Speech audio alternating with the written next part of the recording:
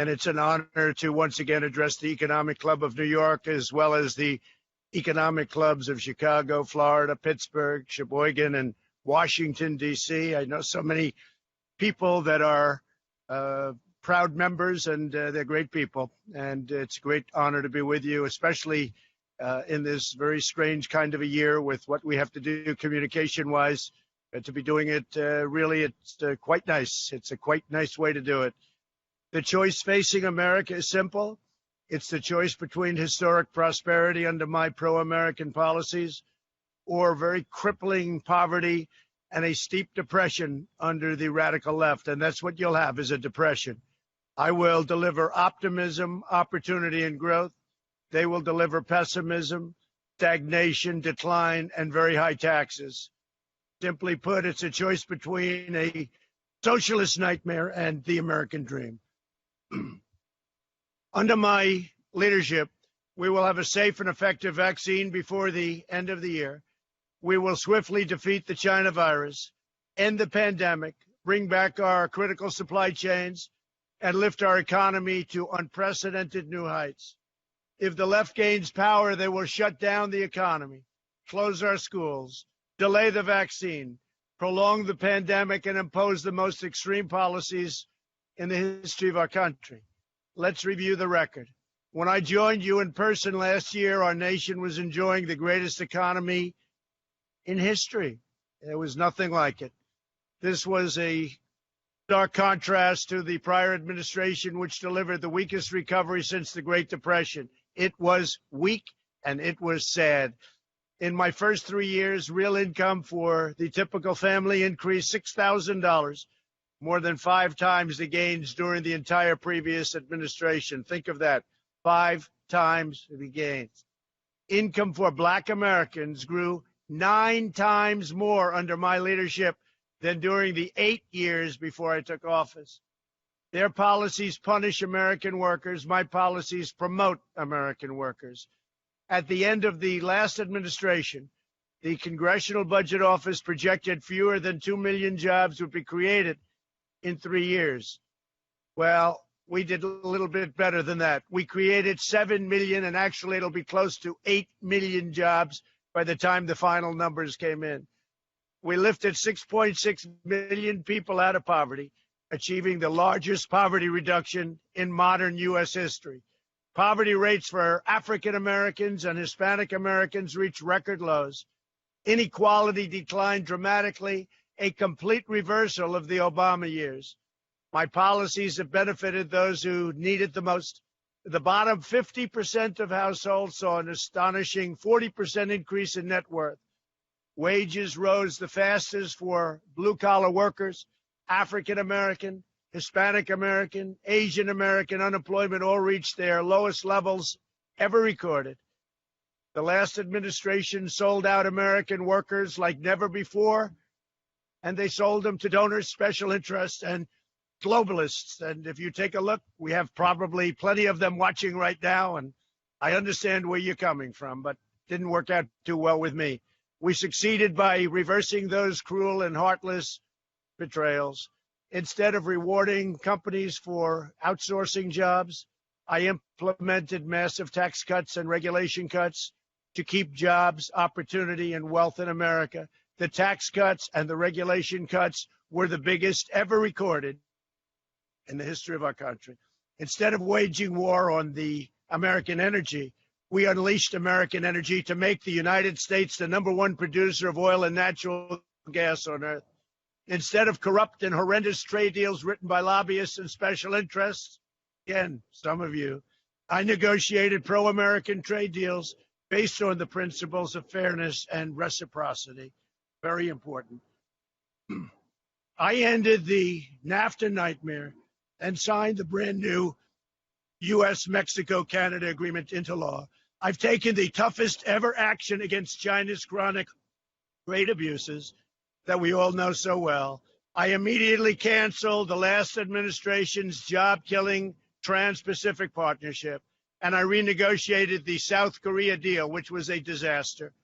China unleashed the virus onto the world, and only a Trump administration will hold them accountable.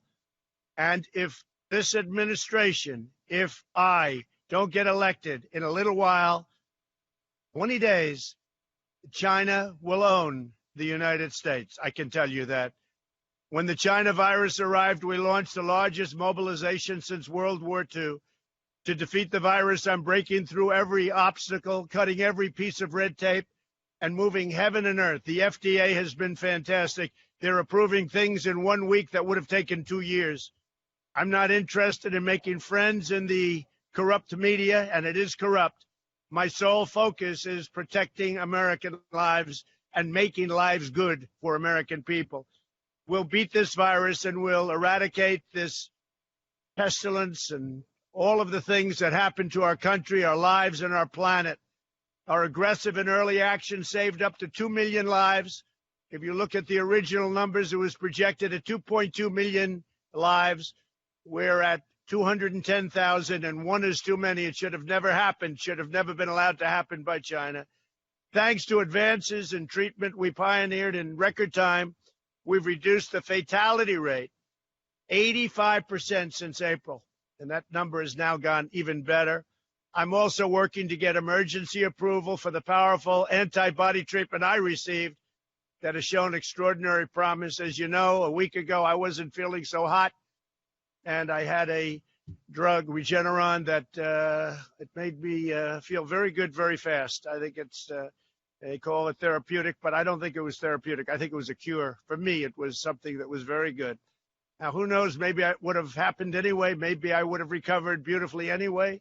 All I know is once I had Regeneron, it worked out very well. Under Operation Warp Speed, we're on track to deliver at least 100 million doses of a vaccine before the end of the year, with hundreds of millions more to quickly follow.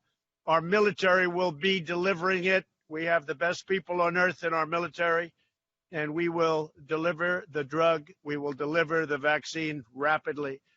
Unfortunately, the media's constant efforts to stoke panic and hysteria and to probably change an election, that's what they really want to do, have undermined our public health efforts and put innocent lives in danger. They will not have success in changing the election. They tried that 4 years ago. That didn't work out too well. Americans should be trusted with the facts, the data, and the truth. For the young and healthy, the risk is exceedingly low. 99.98% of those under the age of 50 survive. The average age of those who succumb to the virus is 78. And usually that is a person who's 78 but has bad heart, diabetes, has other problems. That's why we're so focused on protecting elderly and higher risk Americans. Our groundbreaking therapies have significantly improved outcomes for elderly patients. But I will not rest and I will not relent until all American seniors are safe. That is my sacred obligation. I love our seniors. I love our country. At the same time, we must allow lower risk Americans to resume normal activity. The unscientific lockdowns pushed by left-wing politicians are needlessly destroying millions of lives. They decimate livelihoods and lead to suicide, drug overdose, depression, heart disease, delayed medical treatments, and reduced life expectancy. The cure cannot be worse than the problem itself. And that's what a lot of states run by Democrats have done to their people. And it's turning out very, very bad for them.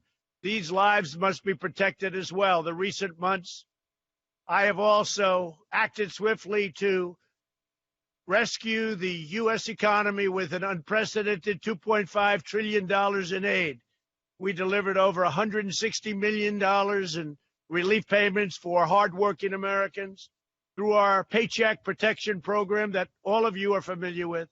My administration has approved over $650 billion in forgivable loans to more than 5.2 million small businesses. It's been a savior. This action has saved our supported 50 million jobs, and we think that number is going to be, when it's finally put down in actual fact, we think it's going to be even more than that. We increased unemployment benefits by $600. When Democrats failed to extend this assistance, I provided up to $400 a month in continued relief.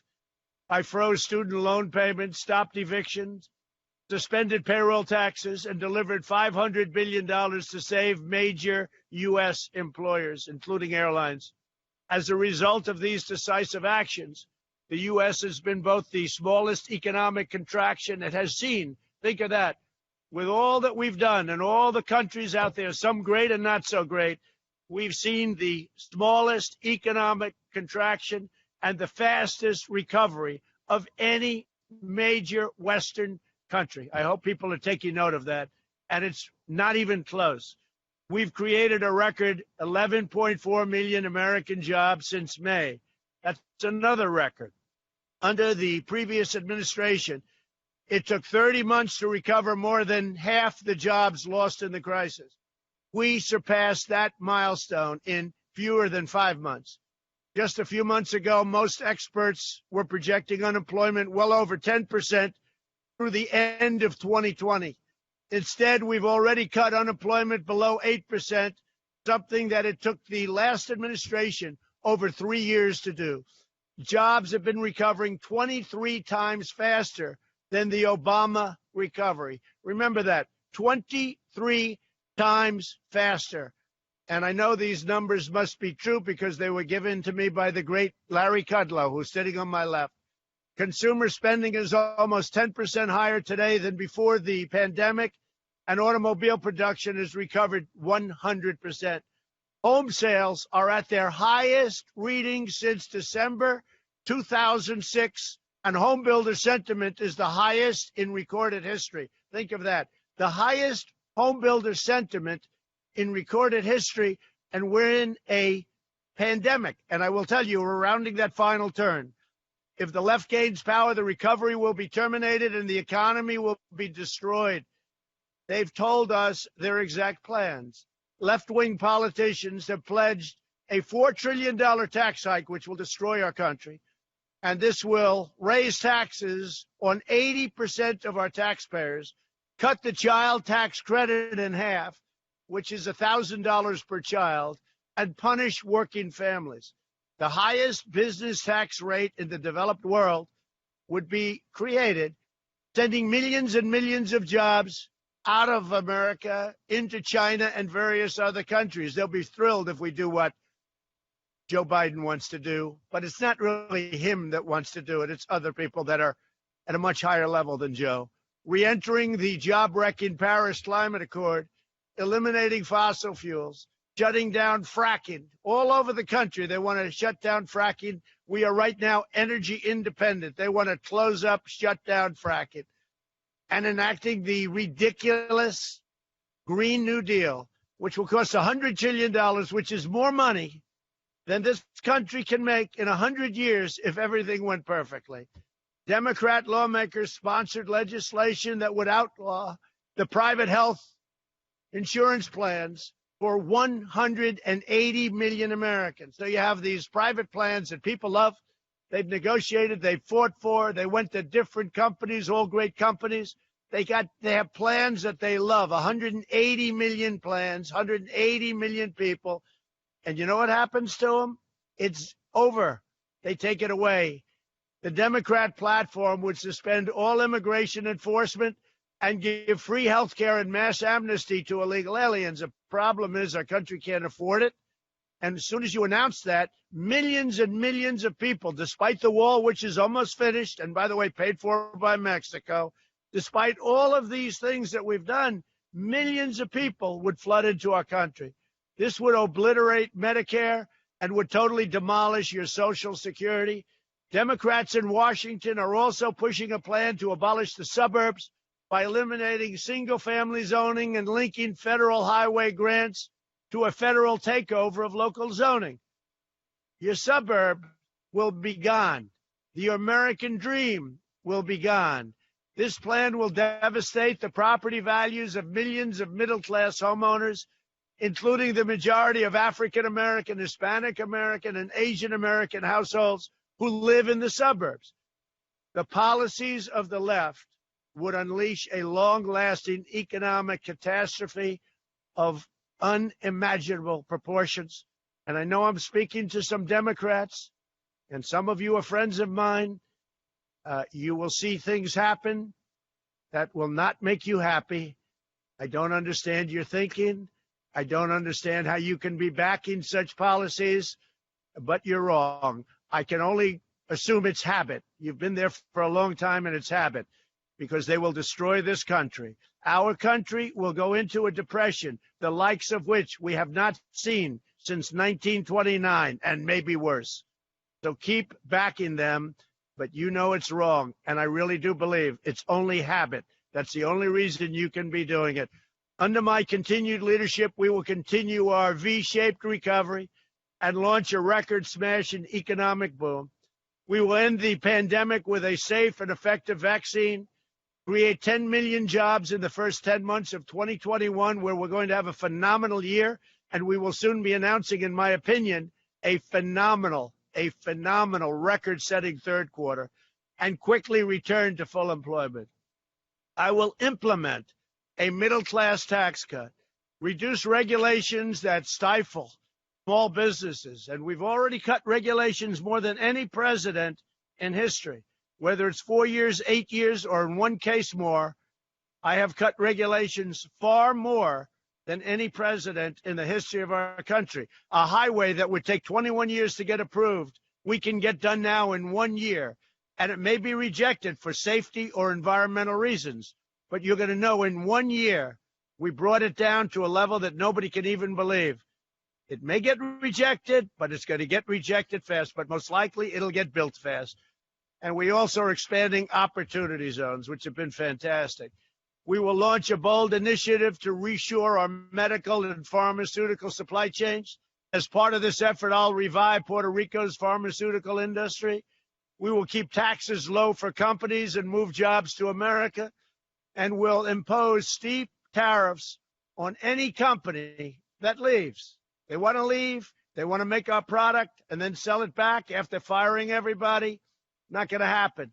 They will be tariffed. We will strip federal contracts from companies that outsource critical industries. We will negotiate more trade, and this is just has to do. Negotiate more fair and reciprocal trade deals. We want reciprocal deals. If you look at Europe, and if you look at what Europe's done to us over many, many years, and we're bringing it back into balance, but it's way unbalanced. We protect them militarily, and then they take advantage of us on trade with tariffs and non-monetary tariffs, which frankly are worse. We have to put America first, like other countries should put themselves first, but we're putting America first. We will make America into the manufacturing superpower of the world, ending reliance on China once and for all. We will ensure that America remains the world's #1 energy producer. We will end surprise medical billing, require price transparency, which goes into effect already on January 1st, and further reduce the cost of prescription drugs. As you probably know, those of you that are in the drug industry, you're not a big fan of Donald Trump, I can tell you, but I instituted a favored nations clause.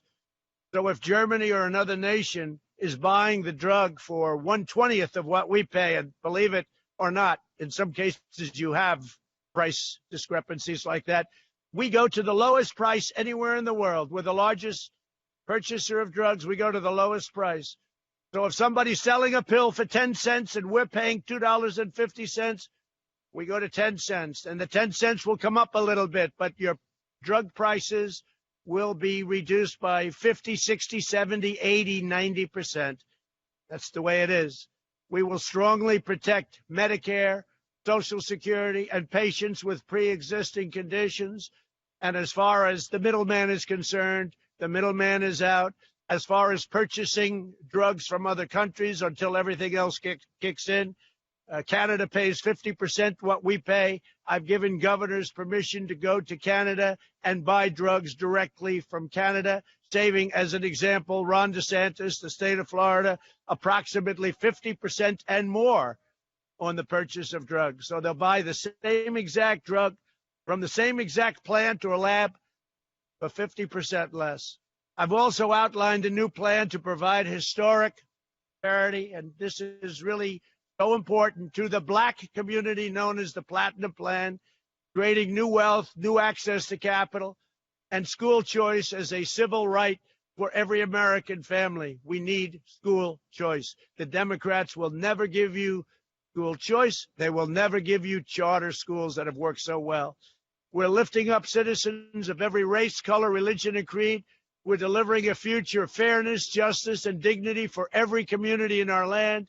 And we're defending our values, our principles, and our cherished way of life. And guided by these timeless convictions, we will make next year one of the single greatest years in the history of our country. It's an honor to be with you. I think I'll be with you next year again, but, we'll have to see, because if I don't win the election, you probably won't want me, and that's okay with me too. But I think we're going to have a tremendous success. We're having lines of people, 30, 40, 50,000 people lining up to see a speech with 1 day notice. And my opponent is getting 22 people with working very hard to get them. So I don't know. I mean, I think we're going to have a tremendous success. I hope so. But next year will be one of the greatest years in the history of our country. You're going to see growth like we haven't seen before. And it's an honor to be with you. God bless you all. I think we're going to take a few questions, please. Thank you, Mr. President. I will say this: you are certainly looking very fit, and that's all to the good. We'll now enter the Q&A section, and our two very able questioners today are Cindy O'Connell, Chair of the Economic Club of Florida, and David Rubenstein, President of the Economic Club of Washington, D.C. Each will be asking two questions in alternating order. Chair O'Connell, you have the first question. Thank you so much. And thank you, Mr. President. On behalf of the Economic Club of Florida and the Sunshine State, we are so honored to be with you today. Our question: how important is funding for infrastructure projects like airports, bridges, roads around the country to national security? And how would these figure into your next term?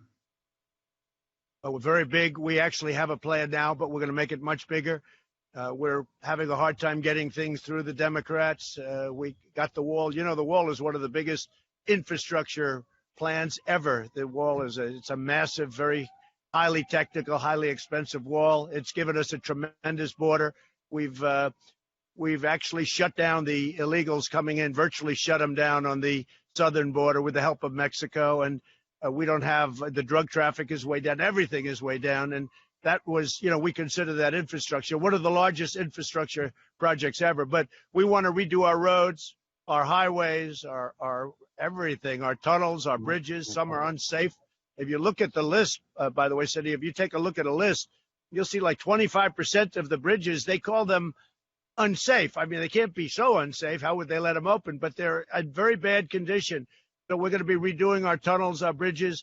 It's going to be an absolute priority. Could have happened last year, but the Democrats didn't want to do it because they don't want to make things look good. They want to make things look bad. But you know what? It's going to all happen. I was telling somebody before, they said, can the country ever come together? I said, it was coming together. Prior to the plague coming in from China, should have never happened. Prior to the plague coming in, people were calling me that were not calling me for years, were not calling Republicans for years. And the people were called, they wanted to make deals. They wanted to get together. They saw what was happening. And basically success is going to bring us all together. And we're going to have even greater success now. We had to spend money to get there, but relatively speaking, not much. We're going to have even greater success now. But success is going to bring us together, and infrastructure is a big part of it. Mr. President, thank you for speaking to us. I have a question for you about the federal debt. We have $27 trillion of federal debt now. If we have another stimulus bill out of Congress, are you worried that the entire amount of federal debt will be too large for us to pay off in a sensible way? Well, you and I talk about federal debt a lot. I know it's on your mind. It's certainly on my mind, David. The one thing I will say is we were starting to, prior to the plague, we were starting to get that number down. We were getting that number. The interest rates were so low, and we were seeing things that on such a positive scale. And then we had no choice but to put money in. Otherwise, you had to put money in. You had to force money in because of the pandemic. But we were starting to focus on that very, very deeply. We were making it long term. We were getting ready to pay off interest. We were getting ready to pay off debt. and a lot of good things were happening. And then when, all of a sudden you're running a country and it's going beautifully, you have the greatest economy in history, and you're in a position to start thinking about paying off large chunks of debt. And then all of a sudden something like the pandemic happens, right? The plague. But no, it's very concerning to me, and we're going to start doing that. I think you're going to see tremendous growth, David, and the growth is going to get it done. We'll take care of it. It's very much in my mind as it is yours. It's one of the first questions you always ask me. It's one of the first questions I always talk to you about. And the sad thing is we were at the point where we were getting ready to be able to do it, and now I'll have to wait a little bit longer. But we're going to have an economy that will be just as good or better, and that'll be next year. Thank you. Thank you very much. Mr. President, how would taxpayers here and around the country be better off financially with 4 more years of a Trump administration? Well, the big thing is the taxes are much lower. Look, we've brought in, David can tell you, because we talk about this, many, many companies have come to this country that would never be here if we didn't cut taxes. That's corporate taxes. But we also cut middle income taxes, and we're going again for a big middle income tax cut. They want to raise taxes, and they want to raise it on nonsense. The Green New Deal, if you look at the individual points of the Green New Deal, it's insane. It's just absolutely ridiculous. Let's take down buildings and build buildings with smaller windows because they're environmentally more efficient. The whole thing is insane. And at first I thought it was just a political hoax, but they actually want to do it, and they will destroy our country. So we are low taxes. We are going to continue to be low taxes. We are low regulation. And by the way, I believe strongly in regulation, but not where it takes 21 years to get a highway approved.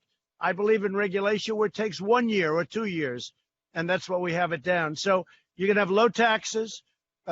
One of the things I spoke with farmers today, and, we take it for granted, but the estate tax, they call it the death tax, the estate tax on farms, small farms and businesses, we got rid of. There is no tax. They want to put it back on. The Democrats want to raise taxes to a level, quadruple, basically, but to a level that nobody's ever seen before. And that's bad. But what's even worse is they then want to take all that money and they want to squander it on this Green New Deal nonsense that was made up by a person that has no environmental sense, that has no sense, period. It's purely political. And I can't even believe it's good politically. But we are going to be cutting taxes further, and that includes business taxes, but it includes especially middle-income taxes. And people are saying it. We had a point during this incredible run that we had just prior to the plague coming in, where families were saving $9,000 a year when you add energy into it over what Obama had. And that was something, but it's still, the number's a fantastically big number. Big difference. Mr. President, final question. Some industries have been very hard hit by the pandemic, like the cruise industry, the airline industry, the hotel industry, the restaurant industry. When do you think those industries will be able to recover and be back to where they were before the pandemic? Yeah, it's one of the toughest questions because, that this was a vicious pandemic, a vicious disease, especially if you're of a certain age, et cetera, et cetera. I know people in the cruise industry, they were sailing high. They didn't have a problem in the world. All of a sudden, they're fighting for their lives. Same thing with hotels and other industries. We are trying to help them. It's going to happen. I think the vaccine is going to be a big factor. I also think it's rounding the turn with or without. It's just rounding the turn. It will get back. We are trying to help, and we're trying to get some stimulus money, which I think is very important for certain industries, certainly the airline business. People aren't exactly hopping into airplanes to travel. And then you go to Europe and you have to quarantine for 2 weeks. Who's going to do that? Is there anybody in the world that's going to do that? So we're working with other countries. It's all going to come back. This thing is going away, and it's all going to come back. But in the meantime, I'd like to see the Democrats loosen up a little bit. All they want to do is bail out their badly run cities and states. They want bailout money. They don't care about the worker. They don't care about the people. They want bailout money. They want trillions of dollars of bailout money so they can bail out New York, California, all these states that frankly need more help than that. That's why we're going to do very well this election in those places. They need more help than that. But, David, I can tell you that those industries, they were great industries, and right now they're suffering, but they'll be back. And I think it'll be much sooner rather than later. I want to thank David also, because I'm looking at the Washington Monument and the Lincoln Memorial. I'm standing here and I'm saying, I always think of David now. I think of David sometimes more than George Washington when I look at the Washington Monument, because he really did a fantastic job. He saved it. He made it great. And I promise nobody's taking it down, David. Okay, that I can tell you. Nobody's getting close to it. Thank you. Thank you. Thank you, David. Thank you, everybody. Thank you so much for giving us a great overview. And Cindy and David, thanks to you as well for your time. Thank you very much. It's a great honor. Thank you. Well, I'm pleased to announce that we've got a lot of great speakers coming up here, and let me give you a few names. In the next few weeks, we've got General H.R. McMaster that will address the Economic Club in New York. In fact, that is this afternoon. That should be a very, very interesting discussion. After that, we've got Tom Barkin, who is the president of the Federal Reserve Bank of Richmond, Charlie Cook, editor of the Cook Political Report, Deanna Mulligan, chief executive officer of the Guardian Life Insurance Company, and James Gorman, the CEO of Morgan Stanley, Mark Zandi, chief economist of Moody's Analytics, and Jay Clayton, chairman of the U.S. Securities and Exchange Commission. So we think that the